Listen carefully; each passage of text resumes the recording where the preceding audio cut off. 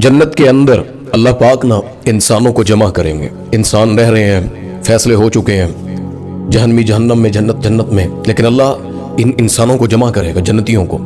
ये हदीस है, अल्लाह के नबी सल्लल्लाहु अलैहि वसल्लम ने फरमाया सही बुखारी में और सही मुस्लिम में, क़ाल नबी सल्लल्लाहु अलैहि वसल्लम इन्नल्लाह तबारक व तआला यक़ूल लि अहलिल जन्नह, बेशक अल्लाह ताला अहले जन्नत को बुलाएंगे और वो कहेंगे लब्बैक व सअदैक, हमारे अल्लाह हम हाजिर हुक्म करें। तो अल्लाह उनसे सवाल करके कहेंगे तुम खुश हो ना? तो वो कहेंगे वमा लना ला नरज़ा, हमारे लिए क्या है कि हम खुश ना हो, हर नेमत दी है, मौत नहीं है, बीमारी नहीं है, घर दिया है, औलाद दिया है, बाजार हैं, खाते पीते हैं, जवानी है, अजीबो किस्म की, यानी एक फल खाते हैं तो दूसरा उससे बढ़कर जायकेदार होता है, यानी कोई कमी नहीं है, दूध की नहरें, शहद की नहरें,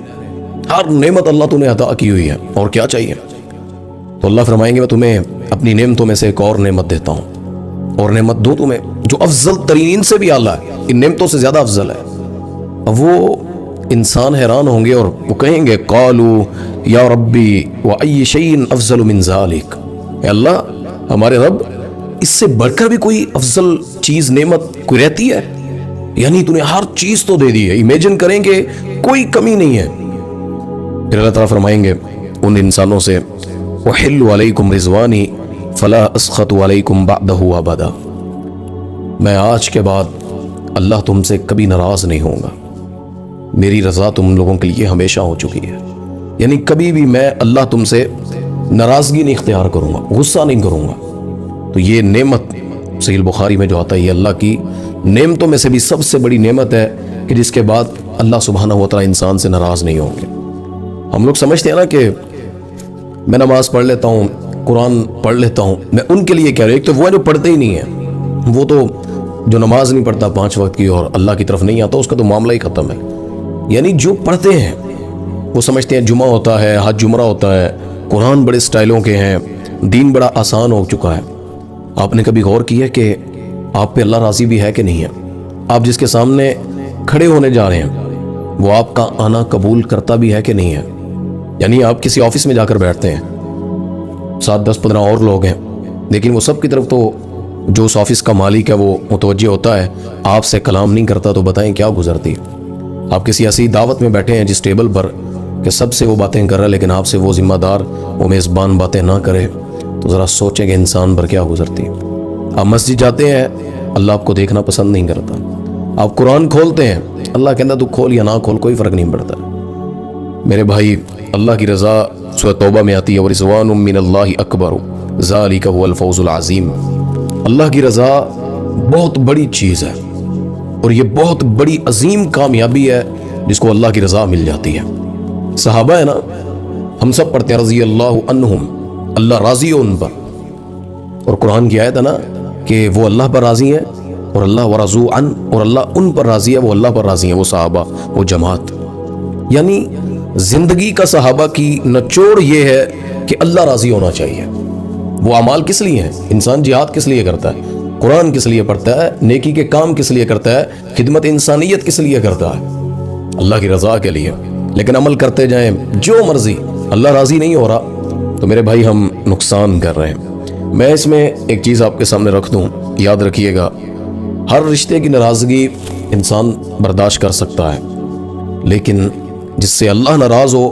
और इंसान फ़िक्र ना करे अपनी ज़िंदगी में, तो याद रखें ये उसकी बदबख्ती है,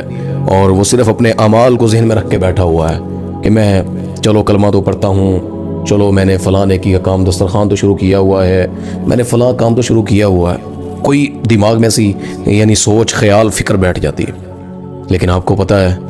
अमाल, ताल्लुक़, निस्बतें, मैं फ़लाँ के मस्जिद में रहता हूँ, फ़लाँ की बैत होता हूँ, फ़लाँ के साथ मेरा ताल्लुक़ है, फ़लाँ आलिम के साथ ताल्लुक़ है, मैं हज उम्रे कर रहा हूँ। बेशक नेकी की तौफ़ीक अल्लाह की तरफ से होती है, लेकिन हर अमल कबूल नहीं होता, हर बंदा अल्लाह के करीब नहीं होता। बैतुल्लाह में खड़ा हुआ शख्स हर किसी को अल्लाह ने नहीं बुलाया होता। बाज़ लोगों को पैसा भी मिल जाता है, वो चले भी जाते हैं, लेकिन उनके हज उम्रे उनको नहीं बदलते, उनके दिलों को, उनकी कैफियत को नहीं बदलते। नमाज पढ़ने वाले का दिल अल्लाह की तरफ नहीं जुड़ता, बस वो 5-10 मिनट देता है वापस आ जाता है। कुरान पढ़ने वाले के हलक से कुरान नहीं उतरता। वो एक शख्स था ना, عبداللہ بن جدعان سیدہ عائشہ رضی اللہ تعالیٰ عنہ نے پوچھا تھا، اللہ کے نبی صلی اللہ علیہ وسلم وہ اتنے اعمال کرتا ہے، اس کی خدمات اتنی ہیں، لوگوں کے درد بانٹتا ہے، زخم پہ مرہم لگاتا ہے، کھانے کھلاتا ہے، صدقہ خیرات، یعنی وہ لوگوں میں بانٹتا بہت ہے، اس کا دسترخوان بڑا وسیع ہے، تو کیا عبداللہ بن جدعان بھی جنت میں جائے گا کہ نہیں؟ اس نے اتنے کام کیے ہیں۔ اللہ اکبر۔ وہ جو قرآن کی سورت ہے نا، والعصر ان الانسان لفی خسر الا الذین آمنوا، یہ جو ایمان ہے نا، بعد میں اللہ نے عمل کی بات کی، حق کی بات کی، صبر کی بات کی، لیکن پہلی چیز وہ جو ایمان لے کر آتے ہیں، ایمان میں جس سے ایمان تعلق ہے اس کا راضی ہونا، سب سے یہی تو ایمان ہے کہ وہ راضی ہے آپ پر۔ حبب الیکم الایمان وزینہ فی قلوبکم، نبی کے صحابہ کو جو اللہ نے ان کے لیے ایمان پسند کیا تو صرف ایمان دعوے نہیں، وزینہ فی قلوبکم، دل میں مزین کیا اسے، تو راضی ہوتا ہے تو دل میں مزین کرتا ہے، یہ ایمان ہے۔ تو اللہ کے نبی صلی اللہ علیہ وسلم نے فرمایا کہ عائشہ اس نے ایک دفعہ بھی اللہ کو نہیں پکارا، اس نے اللہ سے یہ نہیں کہا کہ مجھ پہ رحم کر، راضی ہو جا، اللہ کو اس نے منایا نہیں،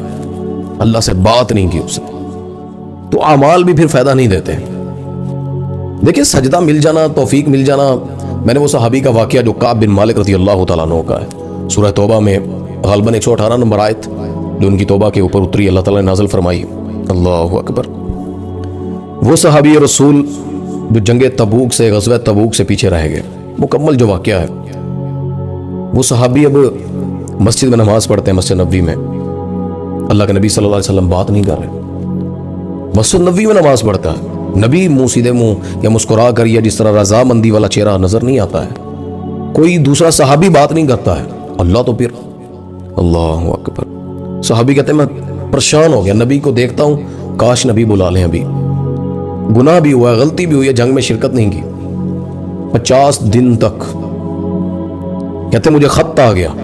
یعنی ہمیں بھی لوگ گناہ جو بلاتے ہیں، شیطان کی طرف سے پیغام آتے ہیں، تو کیا ہم اللہ کو ترجیح دیتے ہیں؟ وہ صحابی ڈر گیا جب غسام کے ایک بادشاہ گورنر نے خط لکھا کہ تو اتنا نکارا ہے، کہ تو اتنا یعنی رسوا کر دینے والا، اللہ نے تجھے رسوا ہونے کے لیے پیدا کیا ہے کہ تجھے تیرا نبی پسند نہیں کرتا، اتنے دن ہو گئے تجھے بلا نہیں رہا، تو ہمارے پاس آ جا، تجھے سب کچھ دیں گے۔ اب کفار کی طرف سے، غیر مسلموں کی طرف سے اتنی بڑی آفر، کہتے اللہ ایک تو پہلے امتحان تھا، اوپر سے یہ امتحان ڈال دیا۔ اب اس صحابی کے پاس سارا کچھ، مسجد ہے، مدینے میں ہے، کلمہ پڑھا ہے، نبی کو دیکھتا ہے، جب اللہ راضی نہ ہونا پھر دل پھٹنے کو ہوتا ہے۔ صحابی کہتا ہے میرے اوپر زمین تنگ ہو گئی، مجھے ایسے لگتا تھا جیسے میرے لیے کچھ بھی نہیں ہے۔ 40 دن گزرے، وہ ایلچی آیا، اس نے آ کر بتایا کہ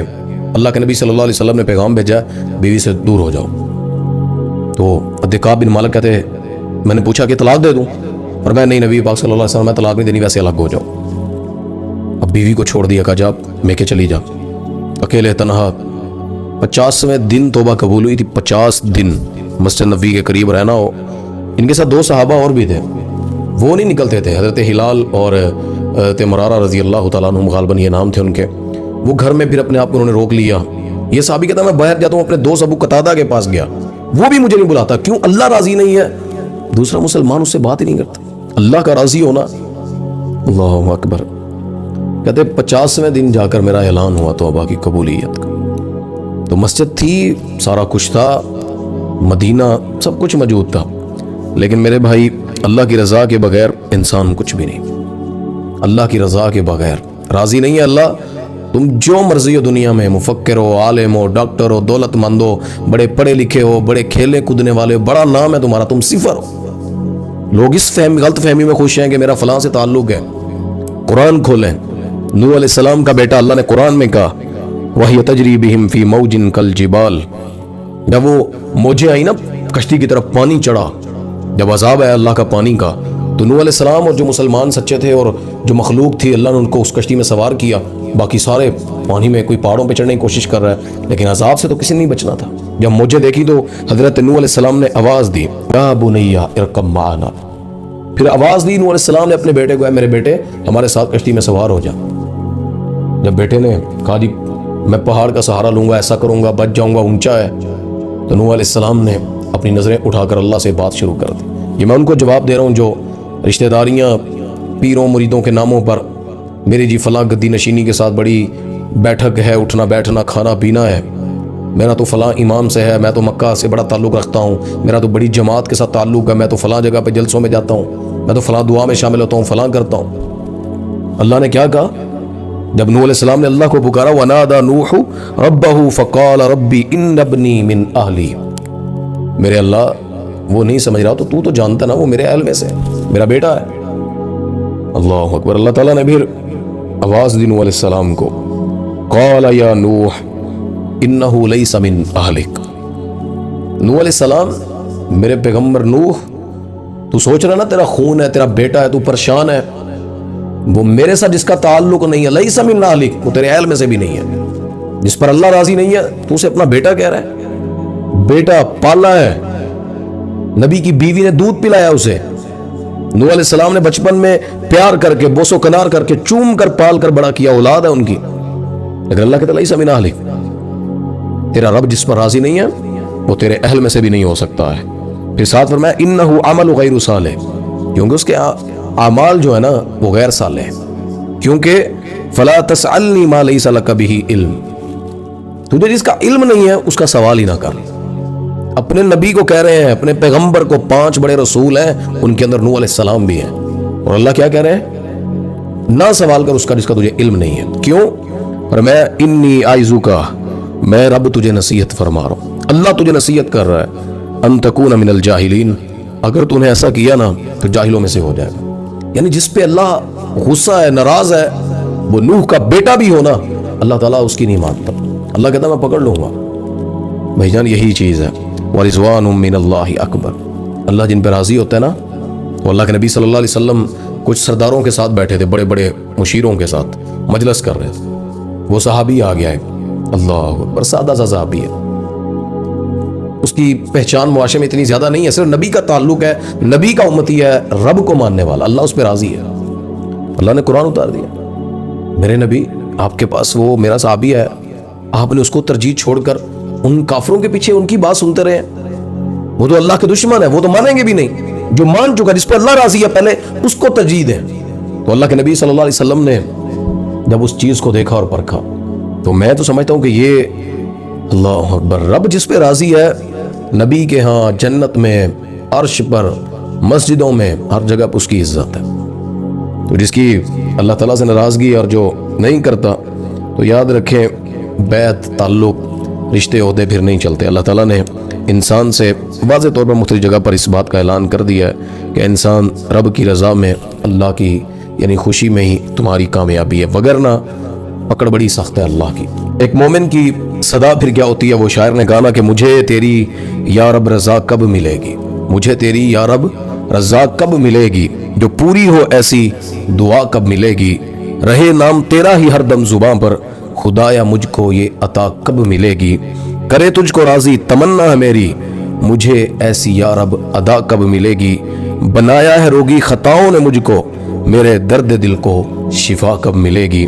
حسینوں کو دیکھے تو نظریں جھکا لے، یہ عابد کو یا رب حیا کب ملے گی، ہوئی میری روح گناہوں سے گھائل، یہ ہے زخم گہرا شفا کب ملے گی، مجھے تیری یا رب رضا کب ملے گی۔ یہ ایک مومن کے دل کی تمنا رہتی کہ اللہ تو راضی ہو، میرے اعمال، میری زندگی، میرا جینا، میرا اٹھنا یہ فقط تیری رضا کے لیے، قل ان صلاتی و نسکی و محیایا و مماتی للہ رب العالمین، اللہ میں کسی لیے بھی یہی باتیں، میرا جینا مرنا، قربانی، نماز میں کسی لیے نہیں کرتا، فقط اس میں تیری رضا ہے، تیرے لیے ہے، تو راضی ہو جا، قبول ہو، پھر وہ چند کھجوروں کے ٹکڑے بھی قبول ہو جاتے ہیں، نہ قبول ہونے ہو تو میرے بھائی سمندر جتنا خرچ کیا بھی وہ قبول نہیں کرتا۔ اللہ کو راضی رکھیں، انشاءاللہ آپ کے 2 سجدے بھی وہ قبول فرما لے گا۔